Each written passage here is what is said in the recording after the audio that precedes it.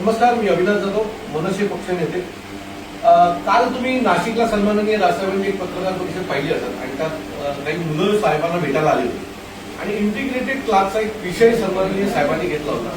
त्या विषयामध्ये असं होतं की क्लासेस मुलांचे कॉलेजला ऍडमिशन करतात आणि त्यातून मुलांकडनं भरगच्च फी घेतली जाते आणि मग ते कॉलेजला थोडेसे पैसे देऊन त्यांच्या संगणमताने एक एज्युकेशन सिस्टीम बिघडत चाललेली आहे. याच्यावर काल सन्माननीय राजसाहेब बोलले होते.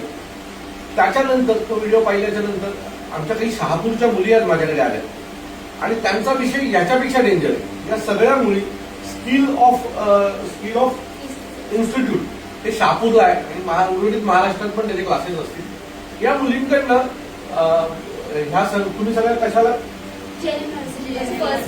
फर्स्ट इयरच्या नर्सिंगच्या कोर्सला त्यांना सांगितलं गेलं की तुम्ही आमच्याकडे फी भरा, इंटिग्रेटेड क्लास प्रमाणे तुम्हाला शहापूरमध्ये जे सगळं शिकवलं जाईल आणि तुमचं ऍडमिशनही पुण्याच्या एका कॉलेजला केलं जाईल.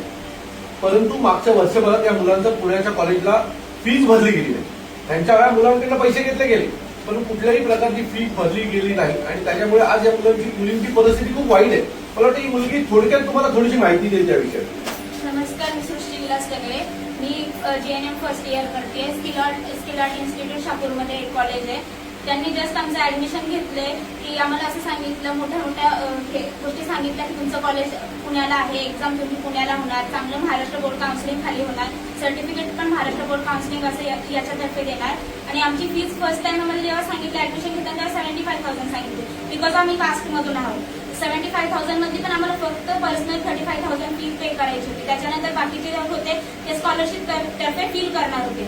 नंतरून त्यांनी आम्हाला ती 35,000 आमची टप्प्याटप्प्याने घेतली. नंतरून त्यांनी आम्हाला ट्रेनिंगला पाठवलं की तुम्ही ट्रेनिंगला जा आणि तुम्ही पैसे देऊन फी कम्प्लीट करा.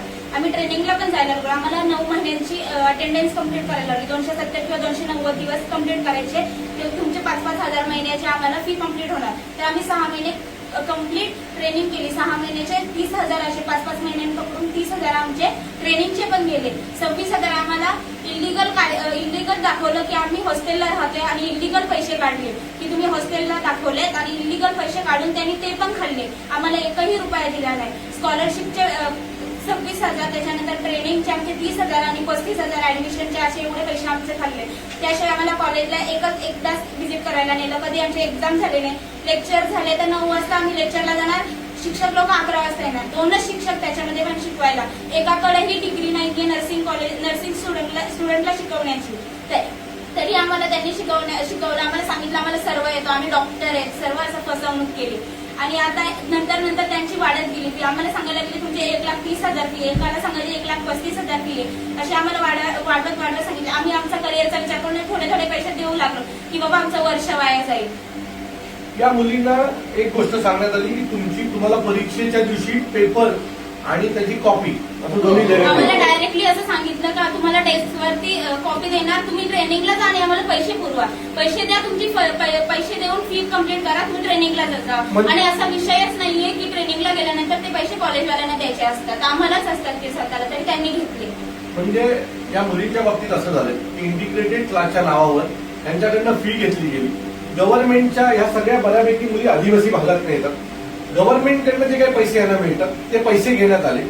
हे सगळ्या मुली हॉस्टेलला राहतात असं दाखवून गव्हर्नमेंटकडनं पैसे घेण्यात आले आणि त्याच्यानंतरही कॉलेजला यांचं ऍडमिशन झालं नाही, त्यांचे फीज भरल्या गेल्या नाही. आज ही सगळी अनेक मुलं जी आहेत ती अशीच फिरतात. काल ही मुलं पोलीस स्टेशनला पण गेली होती. याचा जो मालक आहे तो उत्तर भारतीय, बरोबर ना?